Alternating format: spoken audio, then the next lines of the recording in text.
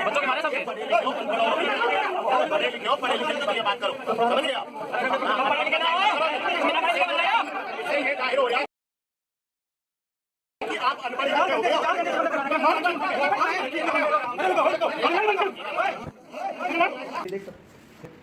यही हमारे सालों में मारते मारते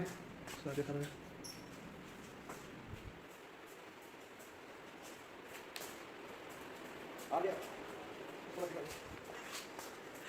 ये देख शीशा तोड़ दिया,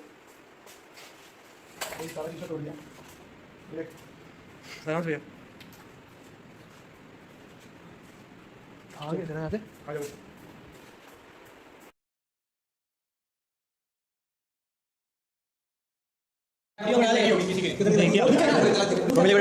फोटो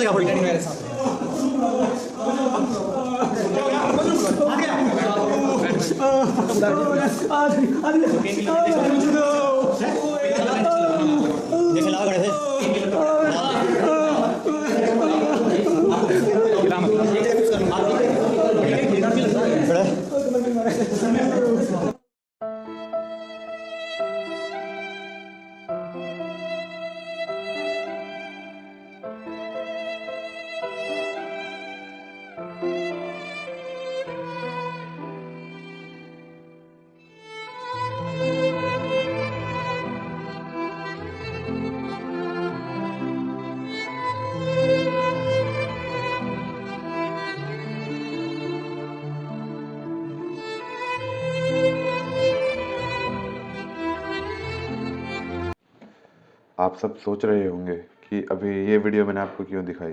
इस वीडियो का क्या लेना देना आज की स्ट्राइक से या प्रोटेस्ट जो भी चल रहा है, क्योंकि ये वीडियो तो काफ़ी पुराना है, तो इसे दिखाने का क्या मतलब बनता है। दरअसल ये वीडियो है 2016 का Shaheed Hasan Khan Mewati government medical college से। ये बात उन दिनों की है जब कुछ 3 पुलिस वाले अपनी जिप्सी में शराब के नशे में शहीद हसन खान मेवाती सरकारी मेडिकल कॉलेज एंट्री लेते हैं, और जब गार्ड देखता है कि वो नशे में है तो वो उसे रोकता है, और फिर वो पुलिस वाले उस गार्ड के साथ कुछ बदतमीज़ी करते हैं। तो जो लाइब्रेरी से हमारे सीनियर्स आ रहे थे उन्होंने देखा, तो फिर वो मामले को थोड़ा शांत करवाते हैं। फिर जो और भी गार्ड यूनियन था वहाँ तक बात जाती है, तो सारे गार्ड्स आ जाते हैं, फिर वो सब मिलके पुलिस के खिलाफ़ प्रोटेस्ट करने लगते हैं। तो फिर बात बढ़ने लग जाती है, और भी जो सीनियर्स थे, डॉक्टर्स थे, वहाँ पे जितने भी थे सभी इकट्ठा होते हैं। फिर वहाँ पे एसएचओ को बुलाया जाता है, बात और आगे बढ़ती है। तो फिर वहाँ पे पूरी पुलिस फोर्स आती है, और वो पुलिस फोर्स आती है और वो मामले को सुलझाने के बजाय उल्टा और बहसबाजी करने लग जाती है। आगे वो बिना कुछ सोचे समझे, बिना कुछ बताए, बिना किसी कारण के वो जितने भी डॉक्टर्स वहाँ पे थे सब पे लाठी चार्ज कर देती है, गार्ड्स पे लाठी चार्ज करती है। ना वो डायरेक्टर की सुनती है, ना वहाँ जो टीचर्स हैं वो उनकी बात सुनती है। और फिर हम देखते हैं कि कईयों को गंभीर चोट लगी है, किसी के हाथ पे लगी, किसी के पैर पे लगी, किसी के पीठ पे लगी, किसी को खरोंचे आई, किसी के ब्रूसेस हो गए, किसी के कॉन्ट्यूजन हो गया। तो ये कुछ ऐसा पहली बार नहीं हुआ कि जब पुलिस ने हृदयता से कुछ किया है। हमने अभी कुछ दिनों पहले पीजीआई रोहतक में भी देखा किस प्रकार पुलिस वालों ने बच्चों के साथ निर्दयी व्यवहार किया। उन्हें कैसे घसीटा, कैसे ज़बरदस्ती उठा के ले गए, कैसे उन पर पानी की बौछारें करी, उन पर लाठी चार्ज करने की भी कोशिश करी। ये देखिए लाठीचार्ज चल रही है यहाँ पे, ये लाठीचार्ज कर रहे हैं, जबरदस्ती कर रहे हैं। देखो लड़कियों के साथ जबरदस्ती कर रहे हैं पुलिस, यहाँ कोई महिला पुलिस नहीं है और लड़कियों के साथ जबरदस्ती हो रही है यहाँ पे। तो ये ऐसा कुछ पहली बार नहीं हो रहा और सरकार भी हमेशा इससे पल्ला झाड़ती आई है, वो कुछ कहने से बचती है, वो अपने अधिकारियों का ही पक्ष लेती है। तो जो सरकार ये जो भी स्टेटमेंट देती रहती है कि सेवा नहीं, डॉक्टर्स मेवा चाहते हैं, लेकिन सेवा के लिए करें, मेवा के लिए ना करें। तो उसे काफ़ी सोच समझ के कुछ भी बोलना चाहिए। पहले इतिहास पता कर लेना चाहिए, क्या हुआ है क्या नहीं हुआ, कैसे होता है, उसके बाद कुछ बोलना चाहिए तो शोभा भी देता है, वरना ऐसे कुछ भी बेढंगा ऊट पटांग सरकार को नहीं बोलना चाहिए। अब बात करते हैं मेन मुद्दा जो है बॉन्ड पॉलिसी। तो बॉन्ड पॉलिसी में कुछ 3-4 चीज़ें हैं जो निकल के सामने आई हैं, जो मैं आपके सामने रखना चाहूँगा। मुझे लगता है कि सबको मालूम होनी चाहिए। ये कुछ चीज़ें ऐसी हैं जो हम में से बहुत कम लोग जानते हैं और छुपी हुई हैं और इनका आगे आना बहुत ज़रूरी है। तो अभी मैं नोटिफिकेशन चेक कर रहा था UHSR की वेबसाइट से, जहाँ पे मुझे एक PDF मिला। उस PDF में बॉन्ड से रिलेटेड जानकारियाँ थी, उनमें से कुछ 2-3 पॉइंट्स निकल के सामने आए जो मैं आपके सामने रखता हूँ। पॉइंट्स का एक स्क्रीनशॉट मैं यहाँ पे साइड में लगा दूंगा, तो आप उसमें से देख सकते हैं, और जो PDF है वो आप UHSR की वेबसाइट से जाके डाउनलोड कर सकते हैं। तो इसमें पहला पॉइंट ये लिखा है कि जो भी candidate Haryana government medical college में एडमिशन लेता है अंडर द बॉन्ड पॉलिसी, जब वो 7 इयर्स की जॉब करेगा तो गवर्नमेंट उसका बॉन्ड पे करेगी।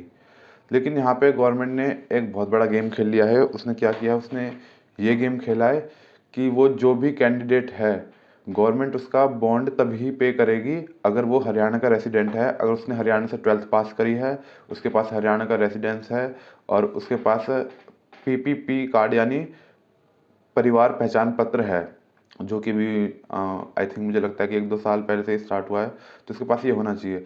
तो इससे हमें ये समझ आया कि अगर आप 650 या 700 नंबर लेके PGI में आते हैं और आपने वहाँ पे मेरिट से सीट ली है, लेकिन आप हरियाणा के रेसिडेंस नहीं हो क्योंकि आपने ऑल इंडिया कोटा से सीट ली है, तो गवर्नमेंट आपको बॉन्ड नहीं भरेगी। भले ही आपको वो सरकारी जॉब तो वो दे देगी, लेकिन वो आपको बॉन्ड नहीं भरेगी। तो फिर आप जितना भी कमाएंगे 50,000 70,000 आपका सारा बॉन्ड भरने में चला जाएगा। दूसरा पॉइंट ये है कि सरकार ने कहा है कि सरकार ने एक स्कीम निकाली है लोन देने के लिए, और उस लोन का मेन मकसद ये है कि जो भी कैंडिडेट्स हैं जो हायर एजुकेशन बिल पे नहीं कर सकते, तो सरकार लोन के थ्रू उनकी हेल्प करना चाहती है। अब ये मतलब कैसी पॉलिसी हुई, पहले आप खुद ही गुटखा बेचो, फिर आप कैंसर का हॉस्पिटल खोल दो।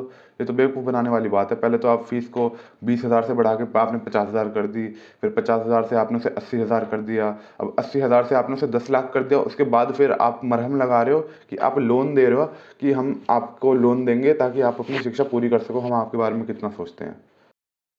तीसरा पॉइंट ये है कि सरकार ने अपने नोटिफिकेशन में साफ साफ कहा है कि अभी उसके पास PG से रिलेटेड कोई जानकारी नहीं है। अगर MBBS के बाद आप जॉब करते हैं, फिर उसके बाद आपको ड्यूरिंग द जॉब आपको PG में सिलेक्शन हो जाता है, या आप MBBS के बाद PG करना चाहते हैं, अभी जॉब नहीं करना चाहते, तो बॉन्ड क्या होगा, कैसे होगा, कोई क्लियरिटी नहीं है। सरकार के पास कोई जवाब नहीं है। चौथा पॉइंट ये है कि सरकार ने साफ साफ कह दिया है कि नोटिफिकेशन में अपने कि वो किसी भी जॉब की कोई सिक्योरिटी नहीं लेती। आपको जॉब देना ना देना सरकार की रिस्पॉन्सिबिलिटी नहीं है, वो सोली एक कैंडिडेट की रिस्पॉन्सिबिलिटी है। इन सब बातों से तो हमें यही पता चल रहा है कि मतलब गवर्नमेंट ने तो यार कुछ ऐसा बताया ही नहीं है जिससे वो हमें संतुष्ट कर सके, एक संतुष्टिजनक जवाब मिल सके, हम अपने धरने से उठ सके, अपना धरना रोक सकें। यहाँ कॉलेजों में सरकार के पुतले जलाए जा रहे हैं, नारेबाजी की जा रही है, सरकार की शव यात्रा निकाल ली जा रही है, सरकार की सद्बुद्धि के लिए तो हवन तक करवाए जा रहे हैं। और सिर्फ इतना ही नहीं, शहीद हसन खान मेवाती कॉलेज में तो बच्चे भूख हड़ताल पर बैठे हुए हैं पिछले कुछ दिनों से। जब एक बच्चा एक डॉक्टर बनता है तो वो क्या ये सोच के मेडिकल कॉलेज में एडमिशन लेता है कि मैं तो आगे जाके भूख हड़ताल पर बैठूंगा, दिन भर खाना नहीं खाऊंगा, भूख हड़ताल पर बैठूंगा, नारेबाजी करूंगा, कैंडल मार्च निकालूंगा, टॉर्च मार्च निकालूंगा, सरकार के पुतले जलाऊंगा, शव यात्रा करूंगा। क्या ये सब करने के लिए हमने MBBS में एडमिशन लिया था? ये सब करने के लिए तो नहीं लिया था, हम में से कोई नहीं लेता ना, आने वाला बैच ये सब करने के लिए लेगा, लेकिन करना पड़ेगा, सरकार हमसे करवा रही है, ज़बरदस्ती करवा रही है। अगर आपने पिछली वीडियो देखी होगी तो उसमें एक बात बताई थी आपको कि जो PGI के स्टूडेंट्स थे जिन्होंने अभी CM से बात करी थी और उन्होंने मेरिट का मुद्दा उठाया था, तो CM ने मना कर दिया था कि हमें मेरिट से कोई लेना देना नहीं है, हमें सिर्फ और सिर्फ पैसे चाहिए। आप पैसे भर सकते हो तो कॉलेज में आइए, नहीं तो आप कहीं और जा सकते हैं। ऐसे ही वाकया कुछ साल पहले भी हुआ था जब 2020 बैच से ये बॉन्ड लागू हुआ था। तो उस वक्त तो कोविड चल रहा था, तो 20 बैच तो मुश्किल ही था। यहाँ पे 19 बैच जो था, 19 बैच हो गए, 18 बैच हो गए, जो बैच यहाँ पे थे, उन्होंने सरकार से बात करी और PGI से कुछ बच्चे CM जी के पास गए थे और वहाँ पे करीब एक काफ़ी लंबी मीटिंग चली थी 1 to 1 उन दोनों के बीच। जिसमें ये कहा गया कि मेरिट वाले छात्र तो यहाँ आएंगे नहीं, वो तो कहीं और चले जाएंगे। तो सीएम जी ने साफ साफ कह दिया कि हमें कोई लेना देना है ही नहीं। जी हाँ, उन्होंने साफ साफ मुंह पे कह दिया कि हमें मेरिट से कोई लेना देना नहीं है, हमें पैसे से लेना देना है। आप 40 लाख भर सकते हो तो आइए, नहीं तो बेशक आप चले जाइए, हमें कोई फ़र्क नहीं पड़ता। सरकार को सिर्फ चाहिए पैसा, ना सरकार को क्वालिटी ऑफ एजुकेशन चाहिए, ना सरकार को कुछ चाहिए। और एक पॉइंट यहाँ पे और रह गया, ये जो नोटिफिकेशन है इसमें गवर्नमेंट ने कहा हुआ है कि हम जो भी पैसा ले रहे हैं, हम ये बॉन्ड के तहत आपसे जो भी पैसा लेंगे वो इंफ्रास्ट्रक्चर्स और मेडिकल फैसिलिटी और टीचिंग फैसिलिटी को इम्प्रूव करने के लिए इस्तेमाल किया जाएगा। ये तो मतलब आप खुद सोच लीजिए कि इस बात में कितनी सच्चाई है कि सरकार कह रही है कि हमें 40 लाख रुपए हर साल चाहिए हर बच्चे से, यानी हर साल हमें करीब 3 अरब रुपए चाहिए ताकि हम मेडिकल फैसिलिटी को इम्प्रूव कर सके। मतलब फिर जो तो बाकी के राज्य हैं जिनके कॉलेजों में तो 10-10, 15-15 हज़ार फीस है, उनकी सुविधाएं तो होंगी नहीं, उनका इंफ्रास्ट्रक्चर तो बहुत ख़राब होगा, ना वहाँ टीचिंग फैसिलिटीज होंगी, ना वहाँ पे कुछ होगा। हॉस्पिटल में मेडिसिन प्रॉपर होती ही नहीं है, आधी मशीनें ख़राब पड़ी होती हैं, चलती नहीं है, लोगों को अल्ट्रासाउंड करवाने के लिए बाहर जाना पड़ता है, प्राइवेट में जाना पड़ता है, दवाइयाँ बाहर से लेनी पड़ती हैं उन्हें। और फिर आप कह रहे हो कि हम इंफ्रास्ट्रक्चर इम्प्रूव कर रहे हैं, कहाँ कर रहे हैं इम्प्रूव होता कुछ दिखाई तो नहीं दे रहा।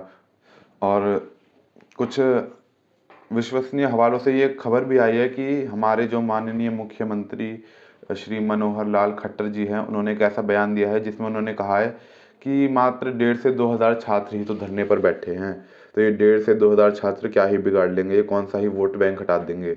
तो उन्हें एक बात समझने की ज़रूरत है कि अगर 2000 में से एक बच्चा भी हट गया ना, और एक बच्चे के साथ नहीं भी तो 1-1 हज़ार वोट जुड़े होंगे, तो आप समझ लीजिए आपकी सरकार कहाँ पहुँच जाएगी। तो ऐसा तो सोचना छोड़ दीजिए कि 2000 क्या ही बिगाड़ लेंगे, ये 2000 मिलके आपकी पूरी सरकार गिरा देंगे, आपको पता नहीं चल रहा अभी। Fight for justice, pride and self respect is not ended here. Strikes end, but the doubt arise. We are losing faith in our system and government. Will we ever able to get the justice? The question arises.